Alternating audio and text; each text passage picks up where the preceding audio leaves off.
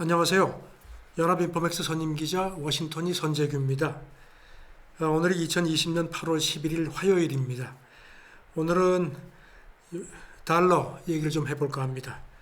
근데 혹시나 달러 얘기를 해? 그러면 혹시 달러 환율 얘기를 저 녀석이 하려냐 이렇게 생각을 하시는 분이 있으시면은 안 보셔도 됩니다. 왜냐하면은 제가 달러 가치가 어떻게 될지를 짚을 능력도 없고, 또 그래서 오늘 제가 드리고자 하는 말씀은 달러 환율보다는 앞으로 달러 위상 이게 어떻게 될지, 여기에 대해서 지금 월가에서도 얘기들이 많은데 그걸 한번 정리를 해드리려는 겁니다.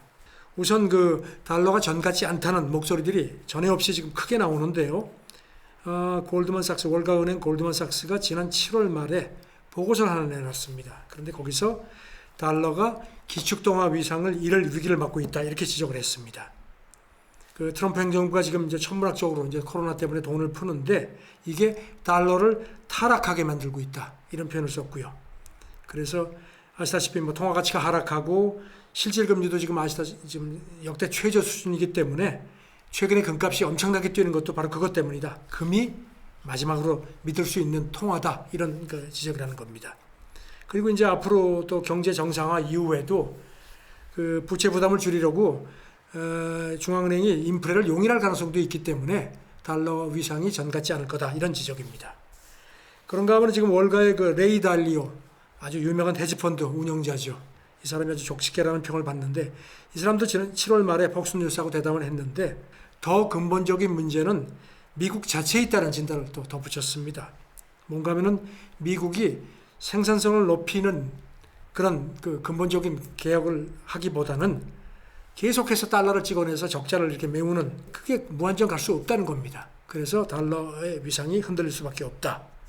사실 최근에 달러 인덱스도 지난 2년 사이 최저 수준으로 떨어졌습니다. 물론 최근에 조금 반등을 하고 있습니다. 이런 것과 관련해서 이제 이렇게 비관론자들은 경제 모멘텀하고 자본 흐름이 전 같지 않다 이렇게 지적을 합니다. 미국은 지금 확진자가 520만 명이 넘었죠. 지금 최대 피해국인데, 그래서 초기에 트럼프가 신바람나게 경제 봐라 하고선 여유 있게 있다가 뒤늦게 지금 확산이 되는 바람에 이제 경제가 오히려 주춤하기 때문에 이런 경제 모멘텀이 지금 미국에 비해서 유럽이나 아시아가 더 낫다는 겁니다.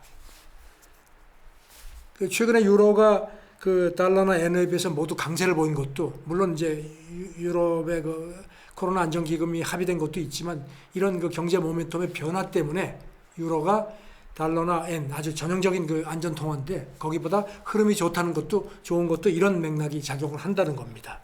중국 칭화대학교 국가금융연구소장 주민이라는 사람인데, 이 사람이 IMF 부총재도 지냈습니다. 물론 중국 사람이라서 이런 얘기를 하는지 모르지만 지금 자기가 볼 때는 달러 가치가 얼마가 떨어지느냐는 게 문제가 아니고 갑자기 확 주저앉을 수 있다.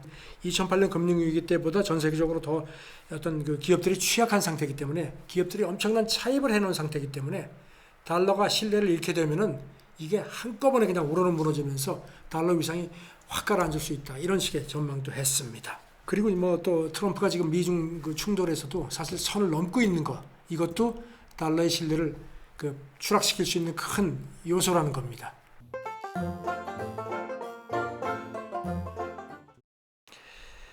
하지만 또 이것보다는 훨씬 많은 목소리는 그래도 달러는 달러다, 부자가 망해도 3년 간다 이런 얘기도 있죠.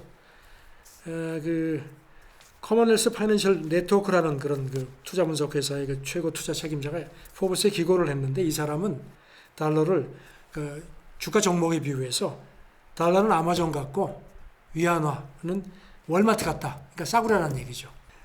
지금 달러 위상이 전 같지 않다고 얘기를 하는데, 지난 3월 초에 코로나 위기 때 봐라. 그때 달러가 어쩌고저쩌고 하다가도 급하니까 전부 달러로 몰려갔다. 그러니까 지금 코로나가 또 이런 또 위기 상황이 오면은 뭐라고 얘기를 해도 또 그냥 모조리 또 달러 확보하려고 또 줄을 쓸 거다. 그런 게 현실이다. 그렇게 얘기를 했습니다. 그러면서 이제 이거 또 월스트리트저널은 또 이런 보도를 했습니다. 달러 위상이 쉽게 흔들리지 않는 게 국제결제은행 데이터로도 뒷받침이 된다. 그러면서 어떤 데이터를 이제 지적했냐면요.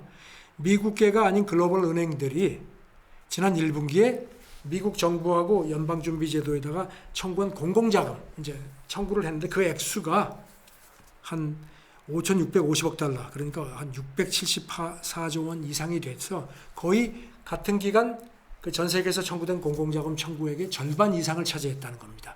그 정도로 아무리 미흡고 뭐 어쩌고 해도 역시 달러다 이렇게 지적을 했습니다.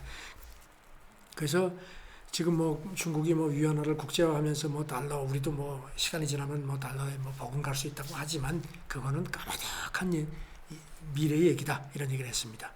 그러면서 월스트리트저널은 글로벌 은행들이 움직이는 걸 보면 금방 알 수 있는데 정말 심각한 문제가 터지면은 뭐니 해도 손 내미는 것은 달러다. 그게 현실이다. 마지막 보루다. 그 최근에 이런 그 중국을 막 때리는 그 관련해서 월가 일각에서는 이런 관측도 이런 시각도 있어요. 그 트럼프가 이제 대선이 3개월도 채 안 남았는데 지금 아시다시피 엄청나게 밀리는 상황이니까 달러 강세를 조금 유도하기 위해서 중국을 두들기는 거 아니냐 그런 시각이 있는 겁니다. 그동안에 달러가 좀 이렇게 최근에 와서 좀 약세였는데 이거를 좀 강세로 유도를 해서 그렇게 되면 이제 미국의 안전자산 위상이 올라가고 그렇게 되면 이제 미국으로 자본이 들어올 수 있고 트럼프가 이런 걸 계산한 거 아니냐. 어차피 수출이라는 게 잘 안 돼. 코로나 때문에 지금 뭐 수출이 지금 많이 이제 뭐 가라앉아 있는 상황이니까 달러가 강세가 돼도 미국 수출 기업들의 그 경쟁력에 별 문제가, 왜냐하면 뭐 수출 자체가 지금 뭐 정 같지 않은 상황이니까 달러 강세를 유도를 해도 미국 수출 기업들한테 큰 피해를 주지 않는 상황일 거다. 그렇게 계산을 해서 달러 강세를 유도를 해서 자기의 그 어떤 미국 시장으로 자본이 많이 들어오게 해서 자기가 좀 유리한 입장을 취하는 게 아니냐는 그런 시각도 있거든요. 그러자면은 이제 중국을 세게 두드려야 되는데 그렇게 되면 이제 뭡니까? 그 중국이 거기에 대해서 강하게 반발을 해야 되는데 아시다시피 중국은 그렇지 않습니다. 지금 중국은 뭐 그렇게 뭐 틱톡도 그러고 뭐 홍콩 보안법도 그러는데 지금 계속 왕이 외교부장도 그러듯이 그렇게 신냉전 하지 말자, 서로 공조해야 된다.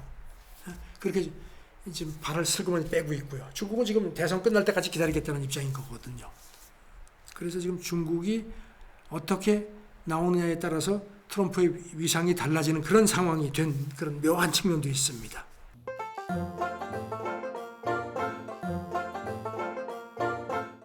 그래도 지금 뭐 중국이 지금 미국하고 지금 뭐 그냥 아주 극한 대결을 하고 있는 상황에서 그 러시아하고 이렇게 조금 이렇게 좀 이제 정가층 공조를 많이 하면서 그동안에 이제 무슨 뭐 정치적으로 뭐 트럼프를 견제하기 위해서 뭐 외교적으로 이런 공조를 많이 하다가 최근에는 중국하고 러시아 간의 어떤 금융 공조 움직임이 아주 확연하다는 지적들입니다. 지금 외신들이 그 러시아 중앙은행하고 러시아 세관 집계를 인용을 해서 이제 분석을 했는데요. 이걸 보면은 그 미국하고 중국 갈등이 이제 이렇게 증폭되는 와중에 중국하고 러시아 교역에서 그 달러가 차지하는 비중이 완연히 줄었다는 겁니다. 2015년만 해도 중국하고 러시아가 그렇게 미국을 견제하면서도 자기들이 결제하면서 90% 이상을 달러로 결제를 했는데 최근에 그 비중이 46%, 그러니까 50% 밑으로 확 줄었다는 겁니다. 이게 사상 처음인데요. 그리고 또 지난 1분기 중국하고 러시아 교역에서 결제 비중에서 유로화가 차지하는 비중도 30%로 올라갔고 위안화 같은 경우도 한 17% 정도, 그러니까 꽤 많이 올라간 겁니다. 그래서 확실히 이 중국하고 러시아가 그 결제 통화를 달러를 좀 이렇게 밀어내려고 노력하는 게 확연하다는 겁니다. 지금 그 작년 초 기준으로 러시아 중앙은행이 그 보유하고 있는 달러가 한 1,100억 달러, 1,000억 달러가 조금 넘어서 예전에 비해서 한 절반 이상 쭉 줄었다는 겁니다. 그 대신 뭐 유로화 이제 유로화 보유 비중도 늘렸고 특히 위안화 비중 같은 것도 러시아 중앙은행이 전에 전체 보유고에서 한 5%인 거를 15%로 그러니까 엄청나게 많이 높였습니다.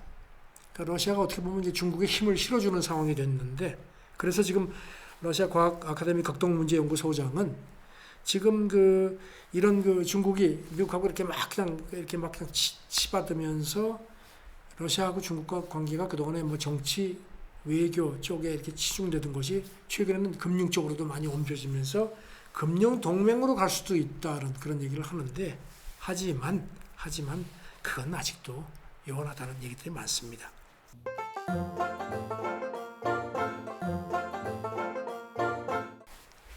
지금 이게 달러에 대해서 뭐 달러가 정같지 않다는 얘기를 많이 하고 뭐 이제 말씀을 드렸는데 사실 달러를 건드려 가지고 성하지 않은 케이스가 좀 있거든요. 가다피 기억하시죠? 한동안 기세 등등했죠. 미국에 대해서 뭐 그냥 큰 소리 빵빵 쳤는데 죽었죠. 그 미국하고 프랑스 합동 작전에서 이 가다피가 뭐 미국은 그 당시에 무슨 뭐 테러를 지원하느니 뭐 여러 가지 명분을 내세웠는데 사실 그 가장 근본적인 원인은 드러나지 않는 원인은 달러 패권에 도전을 했다는 그런 분석입니다. 그 미국 온라인 매체 스트래티직 컬처에서 그런 분석을 했는데 물론 여기 말고도 그 전에도 여러 가지 그런 시각들이 많았습니다. 가다피가 어떤 걸 했냐면요. 아프리카하고 중동 그 산유국들을 규합을 해가지고 이제 리비아도 사실 산유국이거든요. 그래서 지금 석유 결제는 달러로 이루어졌는데 우리가 그걸 달러로 하지 말고 디나르라는 우리 통화를 만들자. 그래가지고 그걸로다가 결제를 하자. 이렇게 해서 아주 깃발 날리게 해가지고 실제로 상당한 기금을 모았어요. 그러다가 당한 겁니다. 당시에 그 미국하고 같이 이제 연합작전을 해서 이제 그 가다피를 죽게 했던 그 프랑스 대통령이 사르코지였는데 이런 얘기를 했어요. 디나르에 대해서 이게 세계 재정의 위험이라고 경고를 했어요.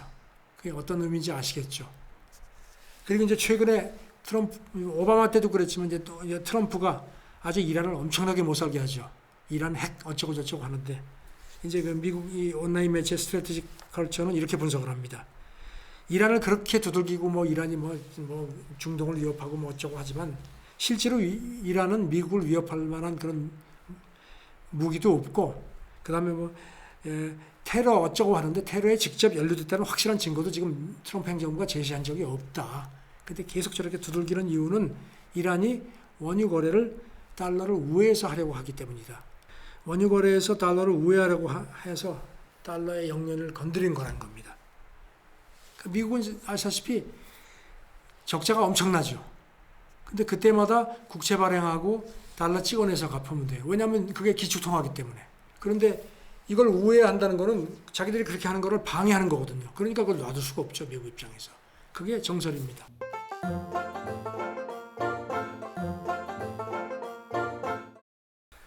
두서없이 달러 위상에 대한 말씀을 드렸는데 사실 뭐 결국은 그런 것 같습니다.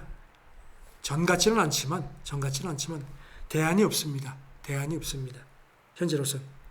그래서 뭐 달러 타락이라는 표현도 아까 이거 나온다고 말씀드렸는데 달러가 타락을 해도 아무리 타락을 해도 역시 달러는 역시 달러입니다. 지금 뭐 이렇게 뭐 코로나 때문에 전 세계 금융시장도 그냥 완전히 지금 정상은 아니지 않습니까? 이런 상황에서 지금 달러가 조금 약간 흔들리는 모습이겠다고 하지만 글쎄요 달러의 그 오랜 그 패권이 쉽게 무너지지 않을 겁니다. 예.